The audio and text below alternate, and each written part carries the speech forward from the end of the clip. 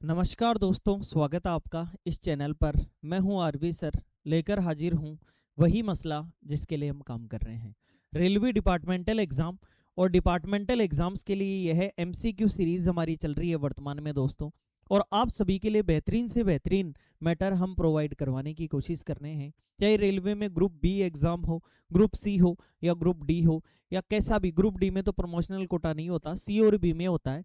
आपके किसी भी एग्जाम के लिए एलडीसीई प्रमोशनल कोटे से संबंधित ये चैनल बना हुआ है, और आप सभी के लिए बेहतरीन मैटर हम अवेलेबल करवाने की कोशिश करेंगे। आप सभी ने हमारे क्वेश्चंस और इन सीरीज को सराहा है, उस बात के लिए बहुत बहुत धन्यवाद दोस्तों। यही चीज़ें हमें मोटिवेशन देती हैं, और मोटिवेशन के साथ साथ हम आपके लिए मैटर प्रोवाइड करवाने की कोशिश करते हैं और मेहनत करते हैं दोस्तों। तो बहुत बहुत धन्यवाद। हालांकि हर जगह आपको कुछ ना कुछ कमी निकालने वाले लोग मिल जाएंगे, वो यहाँ भी होंगे, आपके आसपास भी होंगे, आपके कार्य क्षेत्र में भी होंगे। हर जगह वो आदमी मिलेंगे जो हमें भी मिलते रहते हैं, जो कहते हैं कि आप क्या कर रहे हैं, ये क्या कर रहे हैं। लेकिन दोस्तों, आपको बेनिफिट हो रहा है ना, बस वही बेनिफिट हमारे लिए सबसे बड़ा सेटिस्फेक्शन है। हम यहाँ काम कर रहे हैं दोस्तों, और आपके लिए आज मैं एक नई सीरीज लेके आया हूँ 50 एमसीक्यू की, जो है लीव रूल, छुट्टी के नियम। छुट्टी के नियम कब आए, क्यों आए, इसकी डिटेल्ड हमने नोट्स आपको हम 22 दिसंबर से अवेलेबल कराना स्टार्ट करेंगे, मंडे से। उस दिन हम कंप्लीट स्टडी मटेरियल लॉन्च करने की बात लॉन्च करने की बात कर रहे हैं दोस्तों। वर्तमान में आपके लिए हम ये एमसीक्यू सीरीज लेके आए हैं। ये स्टडी मटेरियल जो भी हमारा होगा, उस स्टडी मटेरियल के अंदर आपको कंप्लीट तो डिटेल में नोट्स होंगे, प्लस में साथ में उस टॉपिक के एमसीक्यू भी होंगे और आंसर की भी होगी। हमने 3 बार उस चीज को चेक करके और एकदम एरर फ्री काम किया है, और आपको बार बार भटकना नहीं पड़ेगा कि यहाँ क्वेश्चन का आंसर अलग है, यहाँ क्वेश्चन का आंसर अलग है, यहाँ क्वेश्चन का आंसर अलग है। कई बार क्या होता है दोस्तों, हम खुद से आंसर अलग मान लेते हैं, लेकिन रेलवेज के नियमों में हर नियम के पीछे एक नियम जुड़ा हुआ है। कैसे? जैसे मान लो लीव रूल्स में भी अगर हम बात करें, तो लीव रूल के अंदर किसी भी व्यक्ति को, किसी भी महिला को सीसीएल मिलती है, चाइल्ड केयर लीव मिलती है। ये केवल कितने बच्चों तक मिल सकती हैं? 2 बच्चों तक मिल सकती हैं। अगर ये 2 बच्चों तक मिल सकती हैं, तो अगर मान लो पहला बच्चा हो गया और दूसरे 2 बच्चे जुड़वा हो गए, तो इसका मतलब रूल जुड़ गया ना साथ में। फिर क्या उनमें से एक का मिलेगा या दोनों के लिए मिल सकता है? तो दोस्तों, ये तो बड़ी विकट समस्या वाली बात है। इसलिए रेलवे ने रूल्स के अंदर रूल्स बना रखे हैं। अपन उसी को मान लेते हैं। आप पढ़ के बैठ जाओगे कि नहीं सर 2 ही बच्चों पर मिलेगा। अरे सर मिलेगा तो, लेकिन आप ये क्राइटेरिया तो देख लो कि कोई स्पेशल पॉइंट तो नहीं दिया हुआ है कहीं अलग से, कि अगर दूसरे बच्चे जुड़वा हो गए तो। और अगर मान लो माता है ही नहीं, तो क्या पिता को भी छुट्टियां मिल सकेंगी अपने बच्चों के लिए सीसीएल टाइप की? तो ये तो रूल अलग जुड़ गए। और अगर मान लो पहले बच्चे की डेथ हो गई, तो फिर वो काउंट हो गया या फिर आगे के 2 बच्चे काउंट होंगे? तो सर समझ पा रहे हो ना, मैं तो समझ पा रहे हो, चीजें अलग अलग कॉन्ट्राडिक्शन में चलती हैं। मान लो किसी महिला को मैटरनिटी लीव के लिए 180 दिन की छुट्टी मिली, जो मातृत्व अवकाश होता है उसके लिए 180 दिन की छुट्टी मिली। और अगर मान लो बच्चा 20 दिन बाद डेथ हो गई बच्चे की, अब क्या 180 दिन ही रहेगा? वह आप तो एकदम लड़ मरोगे कि नहीं 180 दिन ही रहेगा। लेकिन वो तो चेंज होके 45 डे मिसकरेज हो जाता है, तो 45 डेज। तो कुल मिला के दोस्तों, यहां पर हमें समझना पड़ेगा कि रूल्स अंडर द रूल्स। अगर इस प्रकार के रूल चलेंगे तो हमें एक बार अड़ना नहीं है उन चीजों पर। हो सकता है उस रेस्पेक्ट में वो बात कर रहा हो। स्टडी लीव के लिए बात करते हैं, आप अड़ जाओगे सर 2 साल की मिलती है, लेकिन डॉक्टर को तो 3 साल की मिलती है। और डॉक्टरी जरूरी नहीं है कोई पीएचडी करे तो भी 3 साल की मिल सकती है। तो यहां भी अड़ना नहीं है दोस्तों। तो रूल्स अंडर द रूल्स, मतलब रूल्स के अंदर रूल्स हैं। तो यहां हम बात करेंगे दोस्तों टॉप 50 एमसीक्यू लीव रूल्स। यहां हम बात कर रहे हैं स्टडी मटेरियल के लिए। स्टडी मटेरियल अगर आपको चाहिए तो हमारा बेहतरीन ये चैनल, हमने आपके लिए ही ये शुरुआत की है। ये मंच आपका है दोस्तों, ये मेरा मंच नहीं है, ये हम सभी रेलवे कलीग का मंच है। और इस मंच पर आपको बाकायदा एलडीसी और प्रमोशनल कोटे के लिए, एलडीसी और प्रमोशनल कोटे के लिए, दोनों के लिए, ग्रुप बी और ग्रुप सी के किसी भी डिपार्टमेंट की, चाहे टेक्निकल टर्म्स में जॉब हो, चाहे आपकी क्लरिकल मिनिस्ट्रियल स्टाफ हो, चाहे किसी भी प्रकार का सीनियर क्लर्क, जूनियर क्लर्क, आपका ओएस या उससे अबव बात करें एपीओ, टेक्निकल टर्म्स में बात करें तो टेक्नीशियन की बात कर लो, जूनियर इंजीनियर की बात कर लो। उसके अलावा आप किसी भी विभाग के लिए जो गजिटेड पोस्ट होती है, जैसे पर्सनल डिपार्टमेंट में एपीओ, इलेक्ट्रिकल में AEE और मैकेनिकल में AME, उसके अलावा SNT में आ गया मान लो, और किसी विभाग में आ गया, इंजीनियरिंग में मान लो। तो कई प्रकार के डिपार्टमेंट है, इनमें गजेटेड पोस्ट के लिए भी LDC कोटा है, और उन कोटे के लिए हम कंप्लीट यहाँ पर कोर्स करवाते हैं। कंप्लीट कोर्स का मतलब जैसे जैसे हम इस्टेब्लिशमेंट के लीव रूल्स से जैसे जैसे हमारे ये चीज़ें होती जा रही हैं वैसे वैसे हम आपको अवेलेबल कराते जाएंगे। स्टार्टिंग डेट है 22 दिसंबर मंडे। अगर आपको वास्तव में स्टडी मटेरियल की जरूरत है तो नॉमिनल चीजें जो हमारे एक्सपेंडिचर आ रहा है उस नॉमिनल चार्ज पे आपको इस व्हाट्सएप नंबर पे अगर आप अपना नाम लिखकर और मैसेज करते हैं इस व्हाट्सएप नंबर पे कि high high I am this, designation आपकी ये है और इस डिपार्टमेंट के या इस पोस्ट के लिए LDC पेपर के लिए हमें स्टडी मटेरियल चाहिए, तो आपको हम ब्राउजर उपलब्ध करा देंगे पूरा। उसमें आपके पास लिखा हुआ होगा कि ये टॉपिक है या ये PDF है, इस प्रकार से टेस्ट हैं, आपको जो चाहिए उस हिसाब से आप हमसे डिमांड कर सकते हैं दोस्तों। तो यहाँ हमने ये बात की स्टडी मटेरियल की, हमने यहाँ आपसे पहले ही कह दिया यहाँ पर कि prepare smart and get promoted. शानदार तरीके से एक मैंने देखा है कि रेलवे कर्मचारी बेचारा स्ट्रगल करता रहता है पूरी लाइफ में, उसको मैटर ही नहीं मिल पाता, खुद मेहनत करता है, इधर से ढूंढेगा उधर से ढूंढ के लाएगा। अब हम आपको एक मंच दे रहे हैं और उस मंच के थ्रू आपको बहुत अच्छा सुनहरा मौका दे रहे हैं ताकि उस मंच का आप फायदा उठा के और सिक्योर योर सक्सेस। दोस्तों अगर ये सुनकर भी आपका खून ना उबला हो ना, खून नहीं खोला हो, तो फिर क्या ही बात करनी दोस्तों। जब आपके लिए अगर एक मंच मिल रहा है उसके बाद में आपको आगे बढ़ना है तो ये एक सक्सेस की है आपके लिए, अपने पद को ऊपर बढ़ाने के लिए। लोगों में एक गर्जना होनी चाहिए आपकी पद को लेकर। तो कुल मिला के दोस्तों स्टार्ट करते हैं हमारे सेशन को, और सेशन को स्टार्ट करने के साथ साथ ये हमारा पहला क्वेश्चन है। 50 क्वेश्चन की ये सीरीज चलेगी लीव रूल्स की, और लीव रूल्स के अंदर पहला सवाल दोस्तों आप दिल थाम के बैठे रहिए और आप अपने मन से आंसर करिए। आपका सही होता है या गलत होता है, व्हाटएवर कुछ भी हो जाए, चाहे आपका सही हो गलत हो, लेकिन अपना आइडिया जरूर लगाइए। ध्यान रखना, जो आइडिया ही नहीं लगाएगा ये मान लो उसके लिए सारे सवाल सही हैं, और जो सबका होता है वो किसी का नहीं होता। इस बात का ध्यान रखें दोस्तों। स्टार्ट करते हैं दोस्तों हमारे सेशन को। रेलवे नियमों के अनुसार लीव को किस रूप में माना गया है? अधिकार है आपका लीव, आपका संवैधानिक कॉन्स्टिट्यूशन में लिखा हुआ है, आपको कंसेशन मिल रहा है, आपका फंडामेंटल राइट है? बिल्कुल नहीं है सर, यहाँ तो आपको एक रियायत मिल रही है अपनी छुट्टी से ताकि नौकरी बहुत अच्छे से कर सके आप। अधिकार मत बता देना, ध्यान रखना, छुट्टी कोई अधिकार नहीं है। कल को आप कहोगी सर मेरा तो अधिकार है, छुट्टी कोई अधिकार नहीं है, इसलिए ये केवल आपके लिए रियायत है, ध्यान रखना। सबसे पहला क्वेश्चन यही बनता है, LAP की अधिकतम संचित सीमा कितनी है? कितनी LAP इकट्ठी कर सकते हो सर? 300 LAP इकट्ठी कर सकते हैं पूरी सर्विस में। कई जगह ये 300 + 15 भी लिखा हुआ मिलेगा, उस जगह ये आंसर करना है। कैसे सर? इकट्ठी तो 300 ही होंगी, लेकिन उसके बाद में हर 6 महीने में आपको 15 LAP मिल जाएंगी लीव ऑन एवरेज पे। हर 6 महीने में अगर आपको 15 LAP मिल गई तो उनको आप काम में ले सकते हो, 300 इकट्ठी रहेंगी, ये 300 आपकी इकट्ठी है। अब ऐसा थोड़ा ही होगा कि आपको 15 मिलेंगी नहीं, इन्हीं में ही खर्च करते जाओ, तो फिर तो आदमी की कम होती जाएंगी। तो कुल मिला के 300 तो इकट्ठी जमा रहेंगी, ये 15 मिली है, इनको काम में ले लो, लेकिन पैसा लास्ट में जब आप रिटायरमेंट होंगे तो इसी को एनकेशमेंट करा सकते हो, 300 को ही। तो 300 अगर कहीं ओनली ऑप्शन है तो 300 आपका आंसर हो जाएगा। और अगर 300 + 15 लिख रखा है तो ये 15 फिर हर 6 महीने पे मिलेंगे, फिर लैप्स हो जाएंगे। जैसे मान लो 15 में से आपने 7 ले ली तो दिखाएगा बाकायदा कि आपकी 308 बची हुई है, और फिर अगले सेशन में फिर से ये 315 और जुड़ जाए, मतलब जुड़ती जाएंगी। कुल मिला के लास्ट में आप इनकैशमेंट 300 का कर सकते हैं दोस्तों। एक कैलेंडर वर्ष में LAP क्रेडिट कितना होता है? How much LAP is credited in A calendar year? तो कुल मिला के एक कैलेंडर ईयर में 30 दिन। इन्हें अन्य विभागों में गवर्नमेंट में EL बोला जाता है, अर्न्ड लीव बोला जाता है, लेकिन यहाँ LAP है। और LAP आपको कई बार ये भी पूछा जाता है कि पर मंथ कितनी मिलती है आपको? तो दोस्तों पर मंथ जो LAP है ये 2.5 मिलती है। अगर एक महीने की 2.5 है तो 12 से मल्टीप्लाई कर दो दोस्तों, 12 दूनी 24 तो ये हो गई, और 12 को आधा आधा से गुणा करेंगे तो 6 ये हो गई।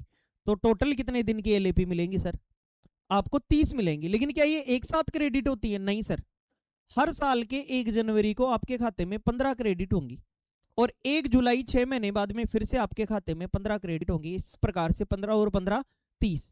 लेकिन अगर इन दिनों के अंदर अगर आप अब्सेंट है तो अब्सेंटी का आपकी जितनी भी एलएपी 15 क्रेडिट होती हैं तो 1/10 के हिसाब से काट दिया जाएगा।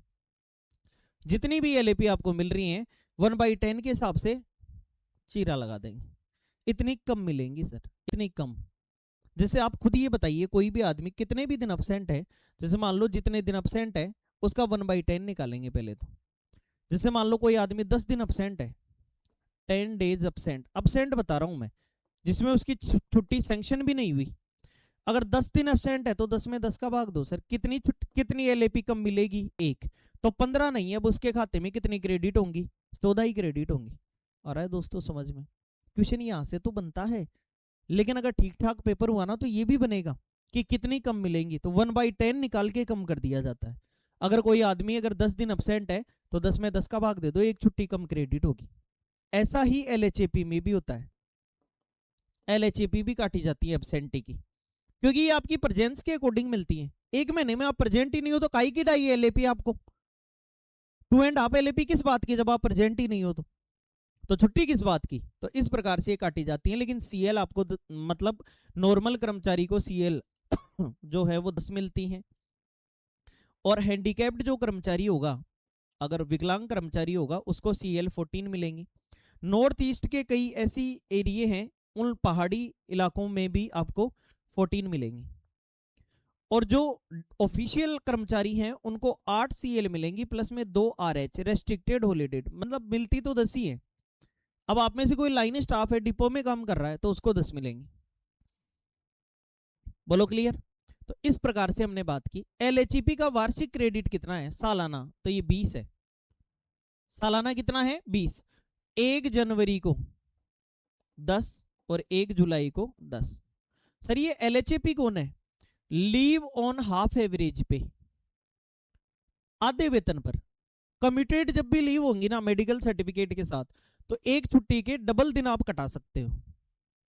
मतलब एक छुट्टी अगर आप डबल दिन, आप एक दिन अनुपस्थित हो तो आपको 2 एलएचएपी का स्वाहा करना पड़ेगा और 2 एलएचएपी का आशीर्वाद चढ़ाना पड़ेगा, तब जाके आपका एक दिन क्रेडिट होगा। बोलो क्लियर? तो इस प्रकार से जैसे 20 आपको एक साल में ये एलएचएपी मिली, तो पूरी पूरी छुट्टी 10 दिन की ले सकते हो आप। समझ गए? तो आप खुद रेलवे कर्मचारी हो तो इस बात को आसानी से समझ पा रहे होंगे, इसलिए हम यहाँ ज्यादा स्टे नहीं करेंगे। मैं ये मान के चल रहा हूँ कि ये जो मैंने समझाया ये सारा आपके समझ में आया है। तो अब आगे बढ़ते हैं दोस्तों। एलएपी तो 30 क्रेडिट होती हैं और एलएचएपी हर साल 20 क्रेडिट होती हैं, इस बात का जरूर ध्यान रखें दोस्तों। कम्यूटेड लीव लेने पर डेबिट किस लीव से किया जाता है? Commuted leave, medical certificate. अगर आप हॉस्पिटल में रहे हैं तो आप अगर छुट्टी कटाना चाहते हैं तो आपको किससे कटाना पड़ेगा? एलएचएपी से कटाना पड़ेगा, लीव ऑन हाफ एवरेज पे। अगर 5 दिन आप हॉस्पिटल में रहे हैं या सिक पर रहे हैं तो आपको 10 दिन की एलएचएपी कटानी पड़ेगी। 10 दिन अगर आप रहे हैं तो आपको 20 दिन की एलएचएपी की कुर्बानी देनी पड़ेगी। इस प्रकार से एक दिन कम्यूटेड लीव लेने पर कितने दिन एलएचएपी कटते हैं? सर यही तो समझाया मैंने, और समझाया है क्या? कि एलएचएपी डबल कटेंगी सरकार, डबल कटेंगे, यानी एक दिन अगर आपने ले लिया है तो आपको 2 दिन स्वाहा करने पड़ेंगे खुद के खाते में से ये छुट्टियां।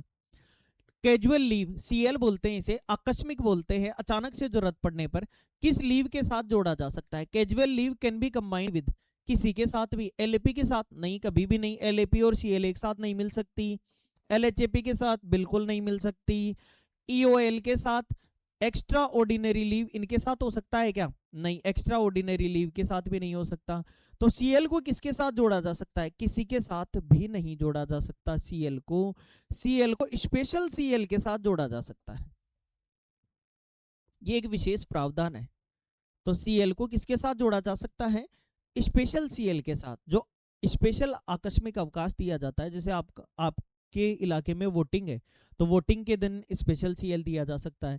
यूनियन के चुनाव है तो यूनियन के चुनावों में स्पेशल सीएल दी जा सकती है। आप स्पोर्ट्स कोटे से बढ़ती हैं तो स्पोर्ट्स कोटे में आपको खेलने के लिए स्पेशल सीएल दी जा सकती हैं। मैक्सिमम 30 दिन दी जा सकती हैं एक साल के अंदर, फिर आप अपनी छुट्टी कटाएंगे। बाकी विशेष परिस्थिति में कंपिटेंट अथॉरिटी को कंप्लीट पावर है, वो आपको थोड़ी सी छूट और रियायत और दे सकता है।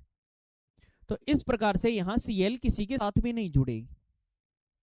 आपने सोचा कि हम तो सी LAP ले रखी है और 2 दिन की CA लोड ले सकते हैं, नहीं ले सकते सरकार, ध्यान रखना। एक्स्ट्रा ऑर्डिनरी लीव EOL के दौरान वेतन का क्या प्रावधान है? सर एक्स्ट्रा ऑर्डिनरी लीव के दौरान अगर आपने एक्स्ट्रा ऑर्डिनरी लीव ली है तो आपको फुल पे मिलेगा, हाफ पे मिलेगा, नो पे या केवल DA मिलेगा? तो सर एक्स्ट्रा ऑर्डिनरी लीव के दौरान आपको नो पे, कोई पे नहीं मिलेगा। बस आप बता रहे हैं कि सर मेरे खाते में लीव नहीं है और मैं लीव लेना चाहता हूं, मैं छुट्टी पर रहना चाहता हूं, तो ये एक प्रकार की अवैतनिक हो गई, बिना वेतन के, नो सैलरी, विदाउट सैलरी हो गई ये एक प्रकार की। तो यहां आंसर क्या होगा आपके लिए दोस्तों? आंसर हो जाएगा कोई वेतन नहीं मिलेगा दोस्तों। क्या होगा? कोई वेतन नहीं मिलेगा दोस्तों। नेक्स्ट, अनऑथराइज्ड एब्सेंट, बिना बताए एब्सेंट हो गए अपनी ड्यूटी से के मामले में सामान्यतः क्या लागू होगा?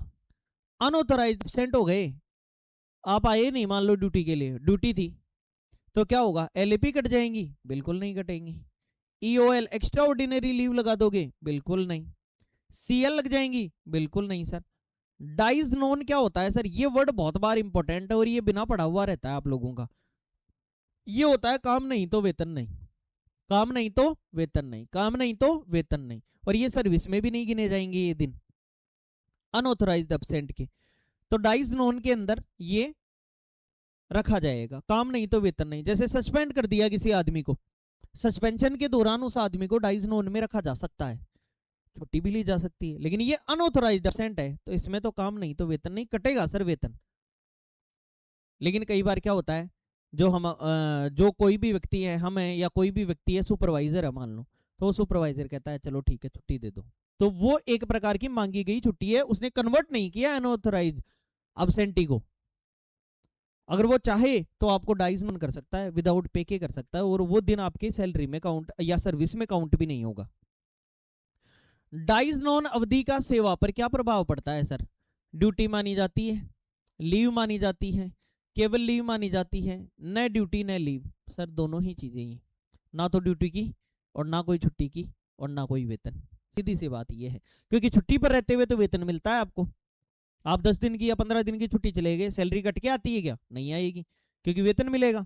लेकिन यहां आप डाइज नॉन में अगर रख दिया आपको, तो ना ड्यूटी और ना लीव दोनों। मैटरनिटी लीव, मातृत्व अवकाश, ये बाद में स्टार्ट किया गया, स्टार्टिंग में नहीं था। अधिकतम अवधि क्या है? तो अधिकतम अवधि 6 महीने की सर, 6 मंथ की है मैटरनिटी लीव। और इसके साथ कर्मचारी LAP भी, महिला कर्मचारी LAP भी ले सकती हैं, छुट्टी बढ़ा सकती हैं अपनी। कई महिला कर्मचारी CCL भी ले लेती हैं, चाइल्ड केयर लीव। तो कई प्रकार की छुट्टियां ली जाती हैं। मैटरनिटी लीव कितने जीवित बच्चों तक अनुमेय है? तो अब नॉर्मली तो हमारा आंसर कितने बच्चों तक होगा? 2 बच्चों तक। अब यहाँ बात ही नहीं कि हमें ज्यादा नहीं सोचना कि जुड़वा बच्चे हो गए तो, या किस प्रकार की क्या सिचुएशन बन जाए उसमें। तो वर्तमान में नॉर्मली मैटरनिटी लीव की बात की जा रही है, तो केवल कितने बच्चों तक? 2 बच्चों तक। अगर तीसरा बच्चा हो रहा है तो 6 महीने की छुट्टी नहीं मिलेगी, ये सवैतनिक होती है, फुल पे के साथ मिलती है 6 महीने की, कोई भी महिला कर्मचारी। वास्तव में ये बहुत अच्छा डिपार्टमेंट का डिसीजन है और ये मिलना भी चाहिए महिला कर्मचारियों को। पैटर्निटी लीव, पितृत्व अवकाश की अवधि कितनी है सर? 15 दिन मिलते हैं पिता को, बच्चे के जन्म होने पर 2 बच्चों तक मिलते हैं 15 दिन की छुट्टी। और गजब बात ये कि इन्हें आपको बच्चे के जन्म होने के कितने दिन के अंदर लेनी पड़ेगी? 6 महीने के अंदर। HRMS मॉड्यूल के अंदर छुट्टी डालते टाइम उस बच्चे का बर्थ सर्टिफिकेट डालना पड़ेगा। सबूत तो दोगे ना, अब हमें थोड़ी छुट्टी मिल जाएगी। इस प्रकार से चाइल्ड केयर लीव CCL की कुल सीमा कितनी है सर? 2 साल है सर। 2 साल मतलब 1 साल में 365 दिन, तो डबल कर लो, 2 साल में कितने दिन हो गए? 730 दिन। 730 डेज आपको ये टोटल एडमिसिबल CCL इज 730। इनमें खास बात और बता दूं, जो 365 दिन पहले हैं और 365 दिन बाद में है, 1 ईयर के लिए तो फुल पे के साथ मिलती है, फुल पे, ध्यान रखना। लेकिन सेकंड में आपको लग रहा होगा हाफ पे, हाफ पे नहीं, 80% पे के साथ आगे। अगर आप इनको रखना चाहोगे, एक आगे और लेना चाहते हो अगले साल की, तो ये पे कितना कर दिया गया आपका? 80% पे। कुल मिला के दोस्तों कहने का मतलब ये है कि डिपार्टमेंट पर बोझ नहीं पड़ना चाहिए, और चाहे आप कुछ भी कर लो, डिपार्टमेंट पर बोझ नहीं पड़ना चाहिए। तो यहाँ CCL मैक्सिमम एडमिसिबल कितनी है 730 डेज, कम से कम 5 दिन के लिए नहीं पड़ेंगी। आप तो कल को एक एक दिन की CCL लेके भाग जाओगे, ऐसा काम नहीं चलेगा। CCL यानी चाइल्ड केयर लीव, चाइल्ड की केयर करनी है तो कम से कम 5 दिन तो रुको। एक दिन में ही बच्चा ठीक हो गया फिर तो LAP ले लेते, CL ले लेते, ठीक है ना। देखिए CCL के पहले 365 दिनों में कितना वेतन मिलता है सर, पूरा वेतन मिलता है, यही तो बात की सर हमने। CCL के फर्स्ट 365 डेज है, 1 ईयर है, ये फुल पे मिलेगा। उसके बाद में आपको कितना परसेंट पे मिलेगा, 80% मिलेगा। जब 1 साल बीत जाएगी आप यूज कर लोगे, 1 साल के लगातार लेना जरूरी नहीं है, कम से कम 5 दिन की लेनी पड़ेगी, ज्यादा से ज्यादा आप कितनी भी ले सकते हो, ऑफिसर की सैंक्शन करने पर है। हॉस्पिटल लीव सामान्यतः किसे अनुमेय है, हॉस्पिटल लीव किसे मिलती है, तो हॉस्पिटल लीव या तो RPF स्टाफ को या फिर फिक्स स्टाफ है उसे हॉस्पिटल लीव मिलती है, और मैक्सिमम 28 मंथ की मिल सकती है, मैक्सिमम है 28 मंथ, ध्यान रखना। 2 साल ही थी लेकिन 4 महीने और बढ़ा दी, एक्स्ट्रा एक्सेस ले सकता है तो 28 महीने तक मैक्सिमम ले सकता है। तो सभी कर्मचारी नहीं होगा, मिनिस्ट्रियल स्टाफ नहीं होगा, अधिकारी नहीं होगा, RPF और जो भी इंस्ट्रक्टेड स्टाफ होगा उसी को मिलेंगी। हॉस्पिटल लीव की अधिकतम अवधि क्या है सर, ये आ गया maximum period of hospital leave 28 months. बोलो दोस्तों आ रहा है समझ में, 17 क्वेश्चन हो चुके हैं हमारे। 28 मंथ्स। स्टडी लीव, पढ़ाई के लिए लीव, अधिकतम अवधि क्या है सर, अगर नॉर्मल बात करें तो आपको 24 मंथ्स करना है, मतलब 2 ईयर्स नॉर्मली। और उसी चीज के लिए आपको स्टडी लीव मिलेगी जो रेलवे के लिए प्रॉफिटेबल हो, रेलवे के लिए, रेलवे डिपार्टमेंट को उस चीज से प्रॉफिट होना चाहिए। आपको ये दिखाना पड़ेगा कि देखो मैं ये शिक्षा ग्रहण करूंगा तो रेलवेज को यहाँ बेनिफिट दे दूंगा मैं इस काम से। स्टडी लीव तभी आप ले सकते हैं जब कम से कम आपकी 5 साल की सर्विस हो जाए, 5 साल की सर्विस होने के बाद ही आप ले सकते हैं स्टडी लीव। स्टडी लीव को एक बार में 1 साल के लिए लेना पड़ेगा, 1 ईयर के लिए, उसके बाद में आप 1 साल और बढ़ा सकते हैं। तो कुल मिला के कितने साल के लिए स्टडी लीव हुई, 2 साल के लिए। लेकिन अगर आप PhD कर रहे हैं, PhD कर रहे हैं, ये एजुकेशन की हाईएस्ट डिग्री होती है किसी भी डिपार्टमेंट में, तो PhD के लिए फिर इसको 1 साल और बढ़ा दिया जाता है, मतलब टोटल कितने साल किया जा सकता है, 3 साल। अगर आप डॉक्टर हैं, अगर आप डॉक्टर हैं तो भी आपको 36 मंथ्स यानी 3 साल, 3 साल के लिए आपको स्टडी लीव दी जा सकती है। उसके अलावा अगर आप स्टडी लीव ले ली आपने, तो आपने जो डिग्री स्टडी कर रहे हो उसमें पास होना जरूरी है, फेल हो गए तो सारी तो छुट्टियां ले ली जाएंगी, वेतन और वापस छीना जाएगा, पास ही होना है। मतलब डिपार्टमेंट ये कहना चाह रहा है कि मौज मस्ती के लिए छुट्टी नहीं है, पढ़ना ही पड़ेगा और पास होना पड़ेगा उस डिग्री के अंदर। दूसरी चीज, वापस आते ही रिजाइन नहीं दे सकते, क्यों, रेलवे का पैसा उठाया, रेलवे को बेनिफिट देने का वादा करके गए और आते ही नौकरी छोड़ दी, ऐसा थोड़ी चलेगा। अगर छोड़ गए तो लाओ जी पैसा जमा कराओ जो आपने सैलरी उठाई है रेलवे से, तो डिपार्टमेंट आपको छोड़ेगा नहीं। तो आप कहेंगे सर फिर तो ये तो बंधुआ मजदूर हो गया, बिल्कुल 3 साल तक बंधुआ मजदूर हो, वापस आने के 3 साल तक आप नहीं छोड़ सकते, छोड़ते हो तो पैसा जमा कराओ, बाकायदा बॉन्ड जारी करना पड़ता है, लिख के देना पड़ता है कि अगर मैं 3 साल से पहले छोड़ूंगा तो पैसे जमा कराऊंगा, तभी रेलवेज आपको बिना ड्यूटी के आपको सैलरी देता है आपकी स्टडी करते टाइम भी। तो मैंने 3-4 मोटी मोटी चीजें बताई, क्या कि 5 साल की सर्विस होनी चाहिए, उसके बाद आप स्टडी कर सकते हो, स्टडी उसी फील्ड में करना है जो रेलवे को प्रॉफिट दे, तभी स्टडी लीव। एक बार में 1 साल की ग्रांट होंगी, फिर 1 साल की दोबारा ग्रांट करवानी पड़ेगी। नॉर्मल वेज में 2 साल की स्टडी लीव मिलती है, लेकिन अगर आप PhD कर रहे हैं तो 1 साल और बढ़ा दी जाती है। अगर आप डॉक्टर हैं तो भी आप मैक्सिमम 36 मंथ्स की ले सकते हैं। आने के बाद में आपको 3 साल तक रिजाइन नहीं कर सकते आप, वरना फिर पैसा भरना पड़ेगा, और पास होना जरूरी है उस जिस भी एग्जाम के लिए। तो दोस्तों जहां तक उम्मीद है मैंने लगभग बातें आपकी क्लियर की हैं, तो इस बात पे लाइक कर दो और शेयर कर दो और स्टेटस पे लगा लो दोस्तों, इस वीडियो को फैल जानी चाहिए। मान लो आप भाई हमारी ऑडियंस कौन है, आप ये बताइए, आप खुद सोचिए हमारी ऑडियंस कौन है, आप ही हमारी ऑडियंस है, आप ही हमारे कलीग है, तो हम जो भी काम करेंगे वो आपको अच्छा लगना चाहिए। तो इसलिए हम सब यहाँ, मैं आपको बता नहीं रहा, हम सब मिलकर यहाँ डिसीजन कर रहे हैं, डिस्कशन कर रहे हैं, ताकि इस डिस्कशन से आपका सिलेक्शन हो। यही तो हमने सबसे पहले आपको दिखाया कि सिलेक्शन वाली स्टडी कर रहे हैं हम। सवाल तो इतना सा था कि मैक्सिमम कितने महीने की आप अवधि क्या है स्टडी लीव की। जब तक बोले नहीं पीएचडी और डॉक्टर तब तक 36 महीने पे नहीं जाना। दिमाग में आपके कहीं ना कहीं खुरापात चल रही होगी कि 36 मंथ्स क्यों नहीं किया, क्योंकि इसमें तो मैक्सिमम बोला है। क्या बोला है? मैक्सिमम। लेकिन नॉर्मल वेज में मैक्सिमम 2 साल ही है। नॉर्मल वेज में मैक्सिमम 2 ईयर्स ही है।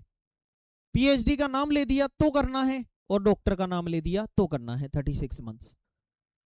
नेक्स्ट, कौन सा लीव इंक्रीमेंट क्वालिफाइंग है? आप मुझे एक बात बताइए, लीव जो है वो इंक्रीमेंट क्वालिफाइंग, आपको पता है कि 6th पे कमीशन तक तो 1 जुलाई को ही इंक्रीमेंट लगता था बेसिक पे के अंदर, लेकिन 7th पे कमीशन में ये 1 जुलाई और 1 जनवरी दोनों को कर दिया गया, और 6 महीने की सर्विस होते ही इंक्रीमेंट लगना चालू हो जाएगा। ये इंक्रीमेंट होता है आपके बेसिक पे में वृद्धि, लेकिन उस दिन अगर आप छुट्टी पर हुए तो, जैसे मान लो किसी आदमी की सैलरी 1 जनवरी को इंक्रीमेंट लगना है उस आदमी के, और 1 जनवरी को इंक्रीमेंट लगना है, और उस दिन अगर वो एलएपी पे हुआ, उस दिन अगर वो सीएल पे हुआ, उस दिन अगर वो किसी छुट्टी पर हुआ, तो फिर इंक्रीमेंट लगेगा या नहीं लगेगा? तो वह ऐसी छुट्टी पर हुआ जिस दिन उसे सैलरी मिलती है, तब तो लग जाएगा। और अगर अनऑथराइज अब्सेंट है तो नहीं लगेगा। डाइज नॉन पर है, मतलब वेतन नहीं तो काम नहीं, तो काम कहां किया उसने, तो भी सैलरी नहीं मिलेगी, नहीं लगेगा। ईओएल बिना मेडिकल सर्टिफिकेट, अगर मेडिकल सर्टिफिकेट है तो फिर उसका इंक्रीमेंट लगेगा, ध्यान रखना। मेडिकल सर्टिफिकेट, छुट्टी नहीं बच रही होंगी, एक्स्ट्रा ऑर्डिनरी लीव ले ली, लेकिन मेडिकल सर्टिफिकेट है, तो ईओएल विदाउट मेडिकल सर्टिफिकेट यहां भी नहीं मिलेगा, यहां भी नहीं मिलेगा, यहां भी इंक्रीमेंट नहीं मिलेगा। सर छुट्टी पर गए हुए हो तो इंक्रीमेंट लग जाएगा ऑटोमेटिकली। बहुत गहराई वाली बात है। सैलरी पाने वाले दिन पर मिल जाएगा, चाहे छुट्टी लेकर ही सैलरी पर हो। नेक्स्ट, सेवा काल में लीव इनकैशमेंट। लीव इनकैशमेंट सामान्यतः किसके साथ? Leave encashment during service is admissible with, तो लीव इनकैशमेंट यानी छुट्टियों की नकदी कराना, छुट्टियों का पैसा लेना। तो छुट्टियों का पैसा लेने के लिए आप किसके साथ सेवा काल में किसके साथ आप ले सकते हैं? तो एलटीसी। एलटीसी यानी ट्रेवल, लीव ट्रेवल कंसेशन। एआईएलटीसी भी होता है, एआईएलटीसी और एलटीसी, लीव ट्रेवल कंसेशन। तो एक प्रकार से अगर आप ट्रेवल कंसेशन पर हो तो भी आप क्या करा सकते हैं? लीव इनकैशमेंट करा सकते हैं। इसीलिए आप जब जब भी पूरे सेवा काल के दौरान कितने दिन का लीव इनकैशमेंट करा सकते हैं? 60 डेज का लीव इनकैशमेंट करा सकते हैं। एक बार में मैक्सिमम कितने दिन की छुट्टियों का पैसा उठा सकते हैं? 10 दिन की छुट्टियों का पैसा उठा सकते हैं एक बार में। ऐसा आप पूरे सेवा काल में कितनी बार कर सकते हैं? 6 बार करेंगे तभी 60 दिन होंगे, 10 दिन से ज्यादा उठा ही नहीं सकते, तो 6 बार करेंगे। और हर बार आपके 2 साल का डिफरेंस होना चाहिए, मतलब 2 ईयर के ब्लॉक पीरियड में एक बार ही पैसा उठा सकते हो। 2 ईयर के ब्लॉक पीरियड में केवल कितनी बार पैसा उठा सकते हो? एक बार। वरना कल को तो आप आज उठा लिए, परसों उठा लिए, अगले दिन उठा लिए, अगले महीने उठा लिए। छुट्टियां आपने इकट्ठी कर रखी हैं, छुट्टियां बलि चढ़ा रहे हो और पैसा उठा रहे हो। और ये जो पैसा मिलता है ये बेसिक पे प्लस डीए ही मिलता है। जितने दिन का आप उठाओगे बेसिक प्लस डीए, इसी का पैसा मिलेगा। तो साल पूरी सर्विस में कितनी बार? 6 बार। एक बार में मैक्सिमम कितने दिन का पैसा? 10 डेज का। तो 6 बार में कितने दिन का हो गया? 60 दिनों का। 2 साल के ब्लॉक पीरियड में एक बार पैसा उठा सकते हो। और इस पैसे के समय आपको एक तो लीव की बलि देनी पड़ेगी और एक आपको पास की बलि देनी पड़ेगी। इस प्रकार से ये बलि आप देते हैं तो ही आपको पैसा मिलेगा। तो बहुत कुछ सोच समझ के किया गया है दोस्तों आपके लिए। सेवा काल में अधिकतम कितने दिन एलएपी इनकैश किए जा सकते हैं? तो सेवा काल में अधिकतम एलएपी, सेवा काल मतलब ड्यूरिंग सर्विस बोल रहा है। रिटायरमेंट के टाइम तो मैक्सिमम कितने छुट्टी कर सकते हैं आप? 300।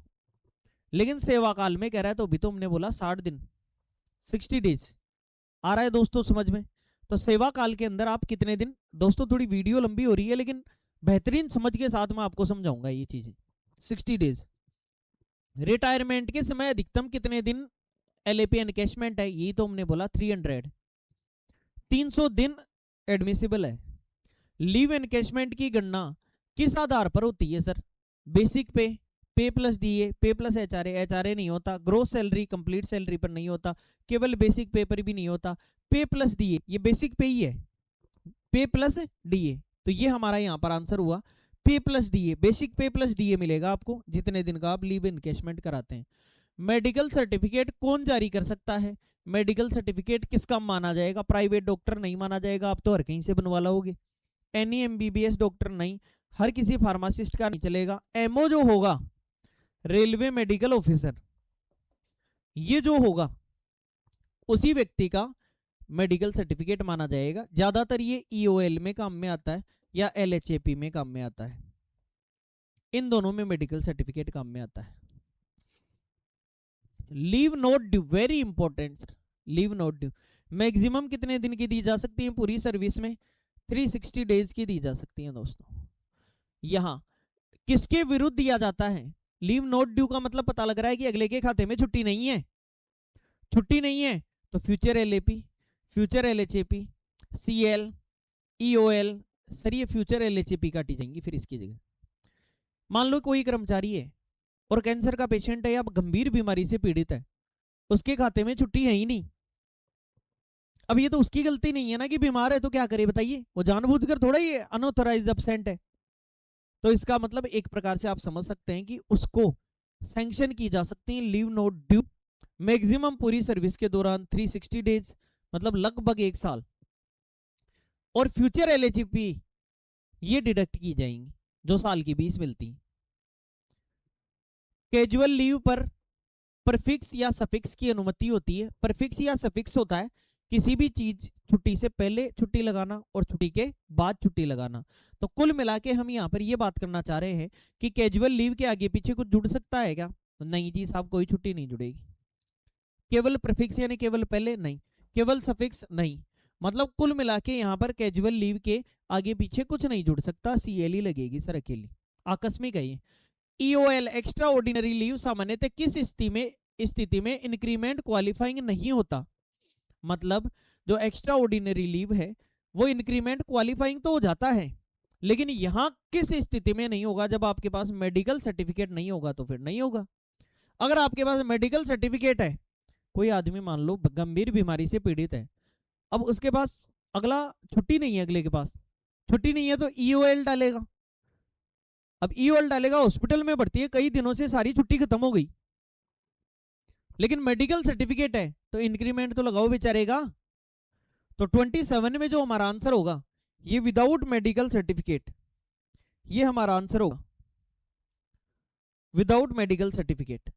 ठीक है दोस्तों, सस्पेंशन की अवधि के बाद उसे कैसे रेगुलेट किया जा सकता है, किसी कर्मचारी को मान लो आपके विभाग का कोई कर्मचारी है और अगर उस कर्मचारी को सस्पेंशन में रखा हुआ है तो ड्यूटी ओनली नहीं, ऐसा तो कोई जरूरी नहीं, छुट्टी ओनली ना, डाइज नॉन नहीं, कंपिटेंट अथॉरिटी पर डिपेंड करता है कि उसको ड्यूटी पर भी मान सकता है, उसको छुट्टी देने के लिए कह सकता है कि छुट्टी दे दो ताकि सर्विस पर कोई फर्क ना पड़े, और डाइज नॉन पर भी रख सकता है, मतलब जितने दिन काम नहीं किया तो वेतन नहीं देंगे, लगभग कंपिटेंट अथॉरिटी इसमें रखा करती है।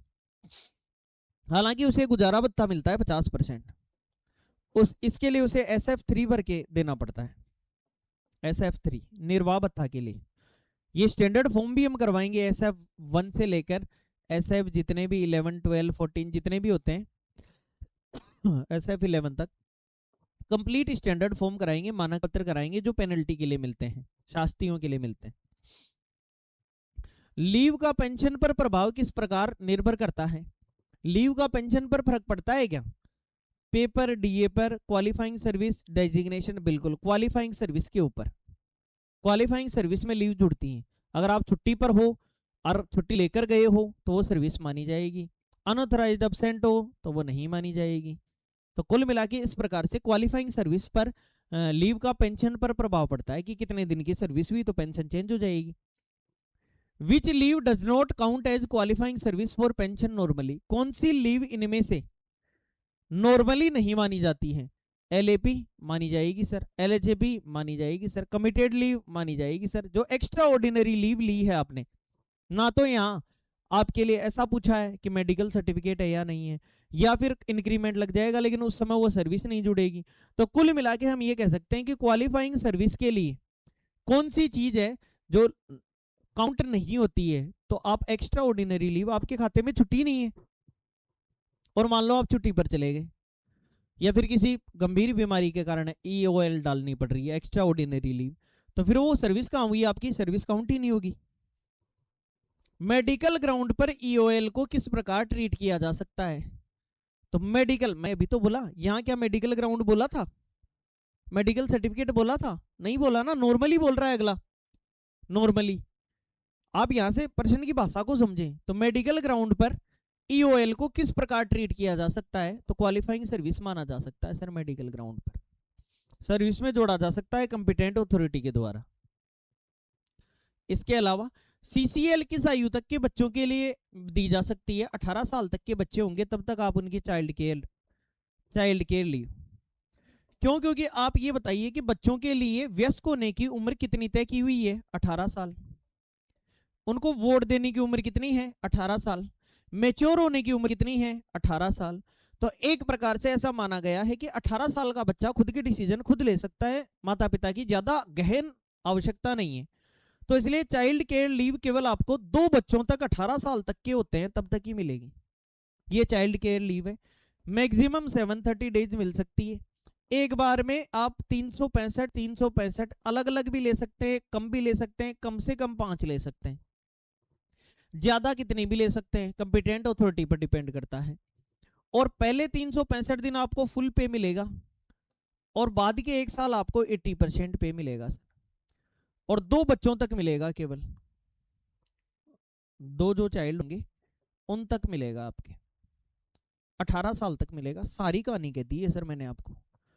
पैटर्निटी लीव कितने महीनों के भीतर ली जा सकती है? 6 महीने में लेनी पड़ेगी बच्चे के जन्म के समय। क्यों? क्योंकि जब आप लीव लोगे और HRMS में छुट्टी डालोगे तो उसमें वो बच्चे का बर्थ सर्टिफिकेट डालना पड़ेगा, जिसमें जो डेट होगी अधिकारी सीधा देखेगा कब बच्चा पैदा हुआ है, 6 महीने से ज्यादा तो नहीं हुए ना, उसके अंदर अंदर आपको 15 दिन की छुट्टी लेनी है।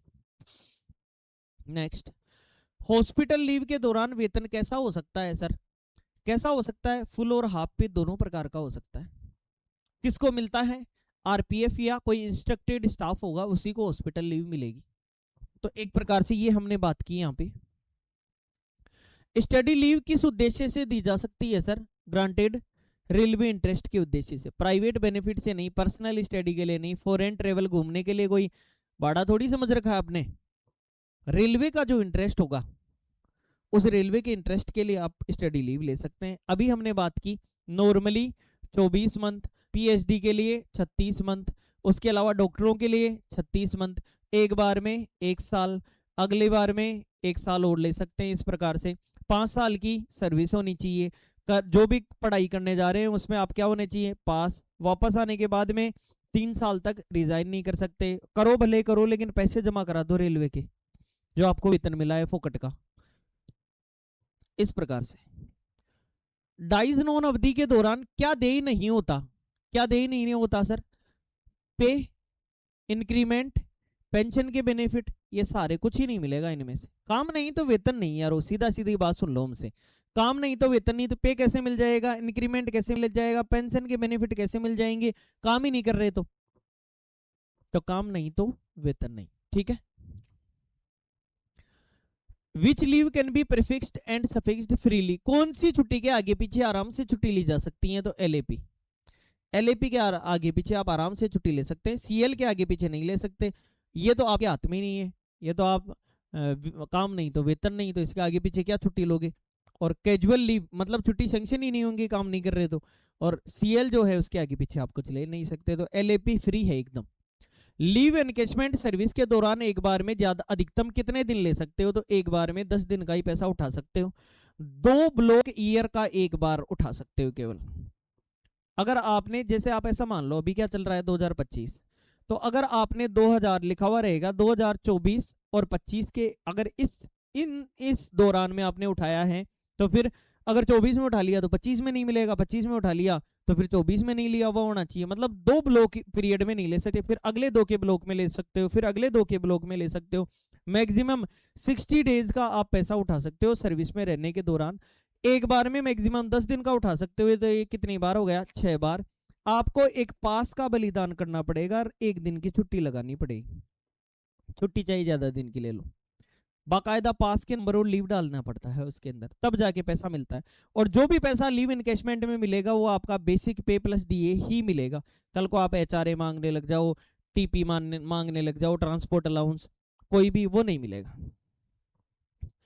एनकेशमेंट के बाद मिनिमम एलएपी बैलेंस कितना होना चाहिए? हाँ साहब, ये वेरी इंपॉर्टेंट बात जो मैंने आपको नहीं बताई। मतलब आपने अगर नकदी छुट्टियां, अपनी छुट्टियां भेज दी और पैसा ले लिया, तो अगर आप ये तभी कर सकते हैं जब कम से कम आपके खाते में 30 एलएपी बची हुई होनी चाहिए, वो पैसा लेने के बाद या छुट्टी कुर्बान करने के बाद। ऐसे याद रख लो, छुट्टियों की कुर्बानी के बाद कम से कम 30 छुट्टी बची हुई है ना, ऐसा मान लो आप तो कि 40 छुट्टी एलएपी है ना, तब आप 10 दिन का पैसा उठा सकते हो, उससे पहले नहीं उठा सकते, क्योंकि 10 दिन का उठा लिया तो 30 तो आपके खाते में बचनी चाहिए एलएपी, लीव ऑन एवरेज पे। ये रूल है सर। और रिटायरमेंट के टाइम पर मैक्सिमम कितने दिन की एलएपी का एनकेशमेंट कर सकते हो? 300 एलएपी का कर सकते हो। लीव ऑन एवरेज पे को किस उद्देश्य से लिया जा सकता है? मेडिकल, पर्सनल, एलटीसी यानी लीव, जो ट्रेवल कंसेशन है वो, जो पसंद आए, जो मर्जी छुट्टी मिल रही है कर्मचारी को, लेना चाहिए ले सकता है।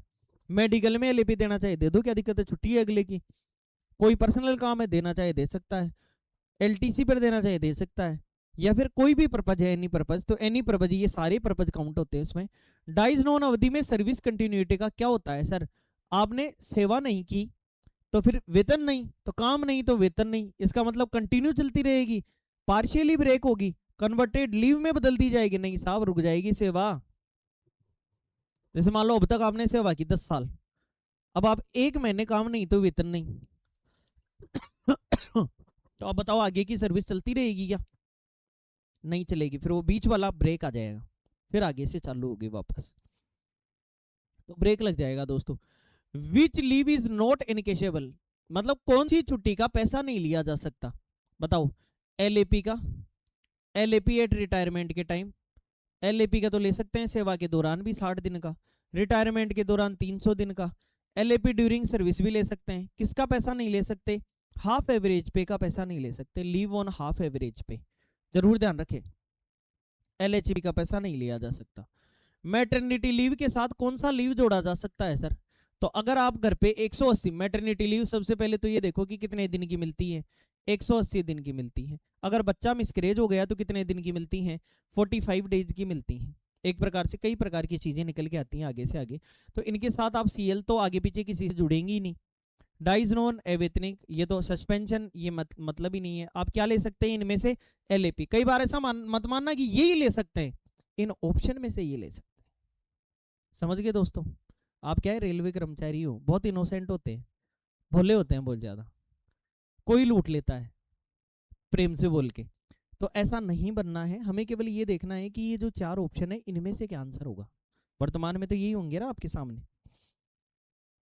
लीव सैंक्शन करने का अधिकार किसके पास होता है? कौन छुट्टी सैंक्शन करेगा? खुद हिमसेल्फ, खुद की छुट्टी खुद ही सैंक्शन करोगे क्या? ये तो गजब कानून आ गया। एनी ऑफिसर, हर कोई ऑफिसर दूसरी डिपार्टमेंट का क्यों करेगा? Accounts department? नहीं नहीं नहीं साहब, अकाउंट्स को क्या मतलब है? कंपिटेंट अथॉरिटी, कंपिटेंट जो अथॉरिटी होगी वही, हर काम के लिए एक कंपिटेंट अथॉरिटी होती है कि उसके पास पूरे अधिकार होते हैं कि ये अथॉरिटी ये काम कर सकती है, तो वह अथॉरिटी ये काम कर सकती है। अनऑथराइज्ड अब्सेंट को रेगुलराइज करने का सामान्य तरीका क्या है? मतलब अगर आप अनुपस्थित है बिना बताए, अनऑथराइज अब्सेंट, तो आप क्या कर सकते हैं उसको? LAP, CL, extraordinary leave, ये तो देखो कर नहीं सकते। सीएल में कन्वर्ट कर सकते हैं, ईओएल या डाइज नॉन, मतलब कुल मिला के काम नहीं तो वेतन नहीं, या फिर एक्स्ट्रा ऑर्डिनरी लीव, इसमें भी वेतन नहीं मिलता। तो कुल मिला के इस प्रकार से आप इनको कन्वर्ट कर सकते हैं। ठीक है दोस्तों, तो यहां ईओएल या डाइज नॉन हमारा आंसर होगा, अनऑथराइज एब्सेंट को। Which leave does not require leave account debit, कौन सी लीव में लीव अकाउंट डेबिट की जरूरत? अरे सीएल के अंदर लीव अकाउंट डेबिट की जरूरत नहीं, एलएपी, एलएचपी, कमिटेड लीव, इन सब में तो लीव अकाउंट डेबिट होता है, लेकिन सीएल के अंदर नहीं होता। अगर आप, आपकी ज्वाइनिंग जैसे मान लो 10, मैंने कहा कि CL 10 मिलती हैं, 10 CL ग्रांटेड होती हैं आपको 1 साल की, तो अगर आप दिसंबर महीने में भी आपकी ज्वाइनिंग है ना तो 10 ही मिलेंगी sir. Leave note due, LND, leave note due सामान्यतः किस आधार पर दी जाती है? नॉर्मली गिव्स किस आधार पर दी जाएंगी बताओ? Leave note due personal ground पर नहीं, हर कोई ले लेगा फिर तो। LTC पर नहीं, स्टडी पर्पज नहीं, केवल मेडिकल ग्राउंड पर आपको लीव नोट ड्यू दी जा सकती हैं, और मैक्सिमम पूरी सर्विस के दौरान 360 दी जा सकती हैं आपको, और ये भी तब दी जाएंगी जब आपकी फ्यूचर LHAP से काटेंगे, future leave on half average पे इससे काटेंगे। कोई आदमी भयंकर बीमार है और छुट्टियां है ही नहीं खाते में, तो लीव नोट ड्यू, अपन खुद करेंगे छुट्टियां खाते में नहीं है साहब, आप एक बार दे दो मैं, फिर मेरी LHAP क्रेडिट होना उनसे काट लेना, ऐसी कार्रवाई। Maximum LAP encashment on death while in service.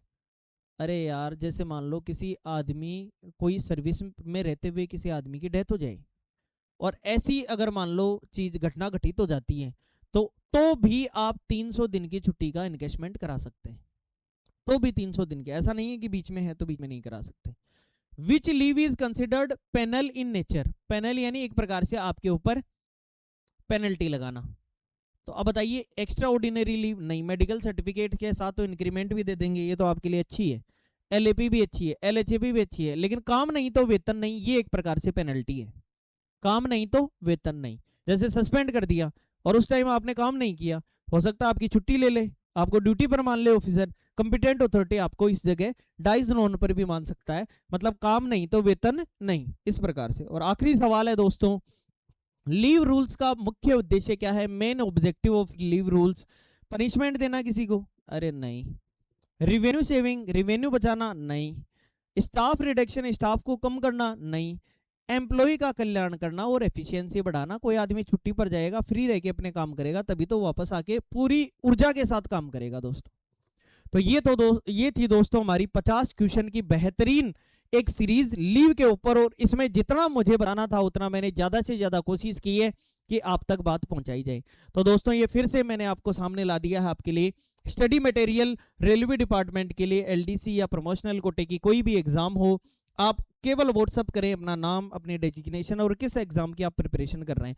आप चाहें तो अपना सिलेबस भी भेज सकते हैं हमें, उस सिलेबस के अकॉर्डिंग हम ज़्यादा से ज़्यादा चीज़ें आपको प्रोवाइड करने की कोशिश करेंगे, एकदम नॉमिनल चार्जेज पे जितना खर्चा आ रहा है। Prepare smart, get promoted, secure your success. ये दिन बार बार नहीं आएंगे दोस्तों, मौका आपके सामने अगर खड़ा है तो उस मौके को बना लीजिए आप, और खुद को सफल बनाने में कोशिश करिए। ये फिर से आपके लिए हमारा इंडियन रेलवे, और इस इंडियन रेलवे में आपको प्रमोटेड होने का भरपूर मौका। तो ये थी हमारी क्लास दोस्तों। इस क्लास में हमने लीव से रिलेटेड 50 क्वेश्चन, और भी कई क्वेश्चन बनते हैं, लेकिन हमने इंपॉर्टेंट 50 क्वेश्चन करने की कोशिश की है। आप वीडियो को लाइक करिए, शेयर करिए, और अगर नए हैं चैनल पर और अच्छा लगा है आपको देखकर, आपका मन गवाही देता है, तो चैनल को सब्सक्राइब करके जाइए। आज के लिए इतना ही करते हैं दोस्तों, मैं हूं आपका आरवी सर, फिर मिलेंगे नई ऊर्जा और नई उमंग के साथ। इस वीडियो में इतना ही। थैंक यू सो मच दोस्तों, अपना और अपनों का ख्याल रखिए, ड्यूटी अपनी करते रहिए। Thank you so much. जय हिंद, जय भारत।